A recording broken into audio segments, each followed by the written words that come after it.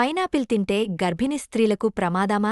గర్భధారణ సమయంలో పైనాపిల్ తినడం సురక్షితమా కాదా అనే ప్రశ్న చాలామంది గర్భిణీ స్త్రీల మనసులో ఉంటుంది. పైనాపిల్లో ఉండే బ్రోమెలైన్ అనే ఎంజైమ్ గర్భాశయ సంకోచాలను ప్రేరేపిస్తుందని, దీనివల్ల గర్భస్రావం అయ్యే ప్రమాదముందని చాలామంది నమ్ముతారు. అయితే ఈ నమ్మకం ఎంతవరకు నిజం? పైనాపిల్ గురించి తెలుసుకోవలసిన విషయాలు: పైనాపిల్లో బ్రోమెలైన్ అనే ఎంజైమ్ ఉంటుంది. ఇది మాంసాన్ని కరిగించే గుణం కలిగి ఉంటుంది. కొంతమంది ఈ ఎంజైమ్ గర్భాశయ కణజాలాన్ని కూడా కరిగించవచ్చు అని భావిస్తారు. పైనాపిల్ తినడం వల్ల గర్భస్రావం అయ్యే అవకాశముందనే నమ్మకానికి శాస్త్రీయ ఆధారాలు చాలా తక్కువ.